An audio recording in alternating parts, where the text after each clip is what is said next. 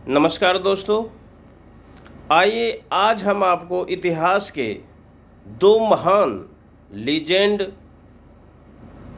बहुत ही महान योद्धा, लीजेंड पर्सनैलिटीज के बारे में बताएंगे, जिनमें एक है भीष्म पितामह, महान योद्धा, महाभारत के युद्ध की धुरी रहे हैं, और दूसरे हैं जटायु जी, श्री रामचरितमानस के एक पात्र जटायु। दोनों ने सेम प्रॉब्लम फेस किया। लेडीज के प्रति जो असॉल्ट हो रहा था, अपराध हो रहा था, उसको फेस किया। देखिए, बहुत ही रोचक कहानी है, पूरी सुनिएगा और फिर चैनल को सब्सक्राइब किए ना भूलें। देखिए, संसार में कहीं ना कहीं इस तरह के असॉल्ट, अपराध, अन्याय की एक्टिविटी होती रहती है।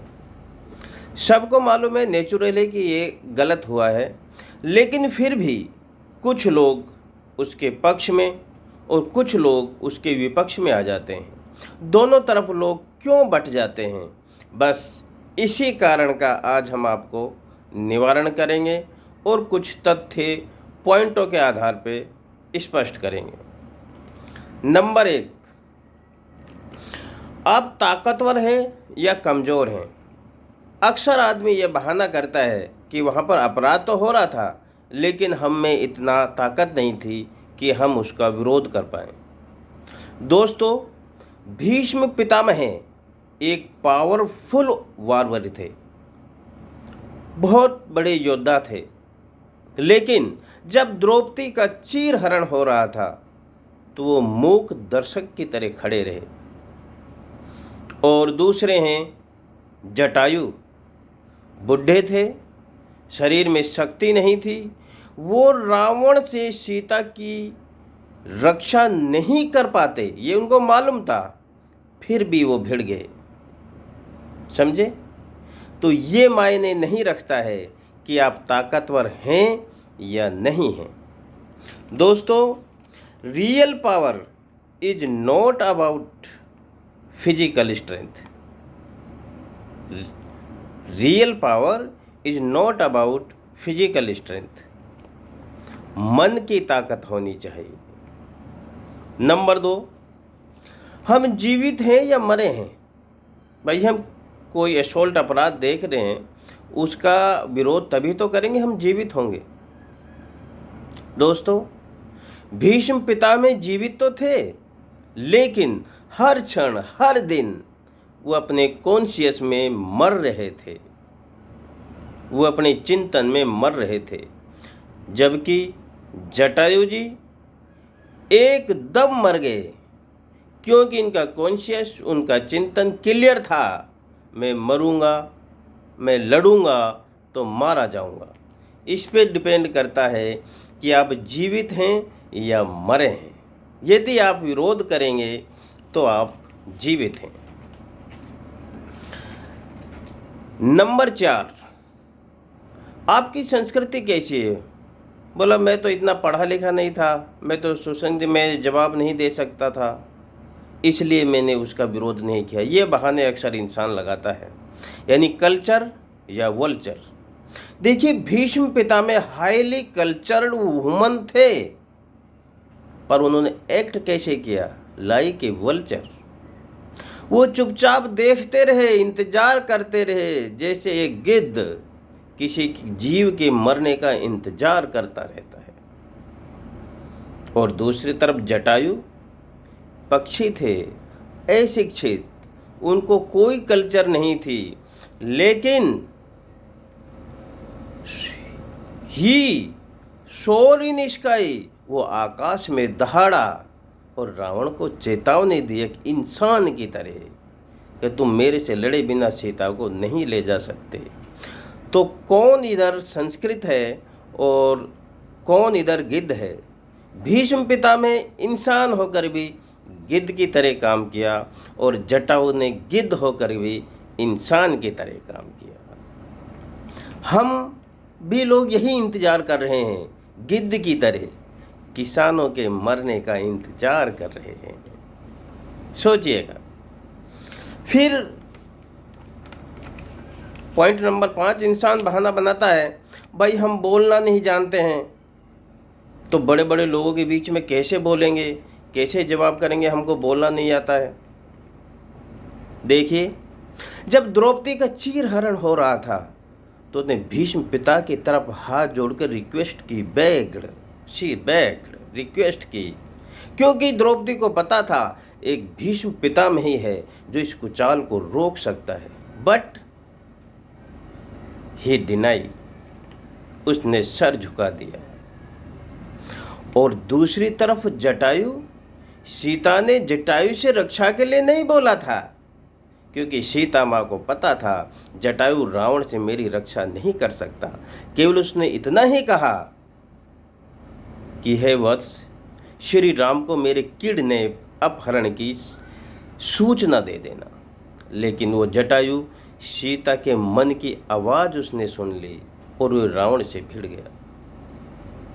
दोस्तों, हम कई बार बातें बोल नहीं सकते हैं, सुन नहीं सकते हैं, समझ नहीं सकते हैं, लेकिन दिल है ना आपके पास, दिल सही जवाब देता है। इसलिए हमेशा अपने दिल का सुनना चाहिए, क्योंकि जो हार्ट है वो ट्रू डिसीजन लेता है। नेक्स्ट, लोग बहाना बनाते हैं कि हमने इसलिए वहाँ पर अपराध का या अन्याय का विरोध इसलिए नहीं किया कि हमें स्पष्टता नहीं थी, हम उलझन में थे, हमको समझ नहीं आया। दोस्तों, भीष्म पिता में बहुत ज़्यादा कंफ्यूज थे। क्यों थे? कौरवों के सेल्फिश की वजह से। वो अपनी रॉयल ड्यूटी के आगे भूल गए कि रॉयल ड्यूटी से बड़ी होती है मॉरल ड्यूटी। जबकि जटायु का मानस एकदम स्पष्ट था, क्लियर था कि उसकी मॉरल ड्यूटी क्या बनती है। नेक्स्ट, पॉइंट नंबर 7, हम अक्सर बुराई का विरोध इसलिए नहीं करते हैं कि लोग हमको अच्छा कहेंगे कि बाद में बुरा कहेंगे। दोस्तों, सुप्रीम लॉर्ड कृष्ण जी भीष्म पितामह के एटीट्यूड से खुश नहीं थे। क्यों? क्योंकि जब कृष्ण जी शांति का संदेश लेकर शांति दूत बनकर आए थे और उन्होंने सुना यदि आप उनको 5 गांव भी दे देते हैं तो इस युद्ध से बचा जा सकता है, तब उन्होंने भीष्म पितामह की तरफ देखा था कृष्ण जी ने कि भीष्म पितामह कुछ बोलें, लेकिन भीष्म पितामह कुछ नहीं बोले। उसके इस एटीट्यूड से कृष्ण भगवान उनसे नाराज थे।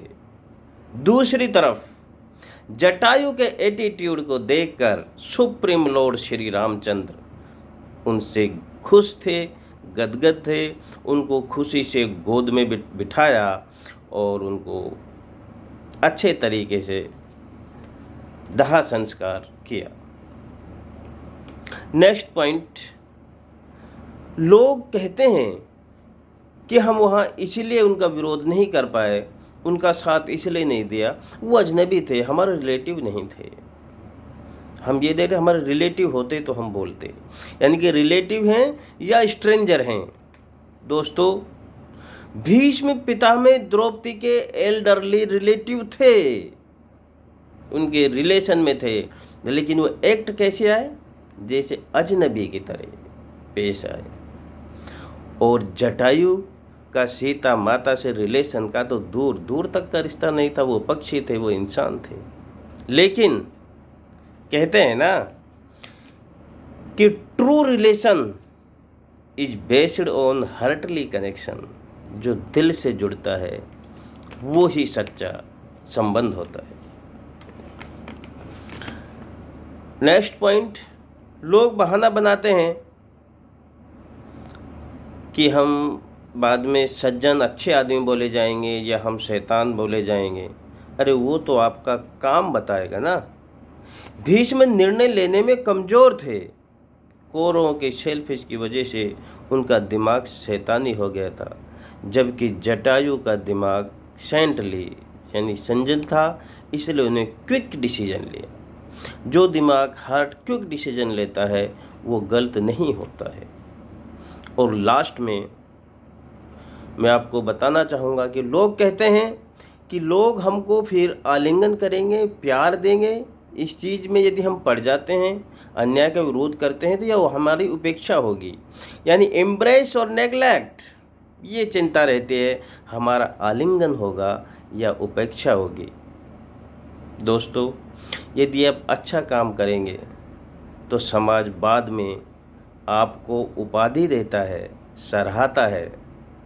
और जब आप कुछ अच्छा कर देते हैं तब, और यदि आप उनका साथ नहीं देते हैं तो बाद में समय आने पर आपका तिरस्कार होता है। यही कारण है कि भीष्म पितामह इतिहास में डाउन हो गए और जटायु भीष्म से भी हाई हैं इतिहास में मॉरलिटी के बेस पे।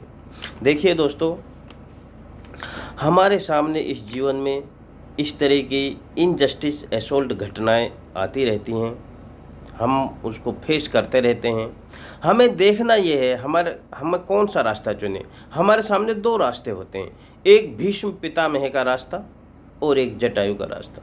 भीष्म पितामह का रास्ता है कि हम आंखें बंद कर लें उस प्रॉब्लम को देखकर, और जटायु का रास्ता क्या है, हम भिड़ जाएं, लड़ जाएं, मर जाएं। दोस्तों, फैसला आपके हाथ है। आज के इस दौर में जो किसानों के साथ हो रहा है वो आपके सामने समक्ष है, फैसला आपको लेना है। आज के एपिसोड में इतना ही। जय हिंद, जय जवान, जय किसान।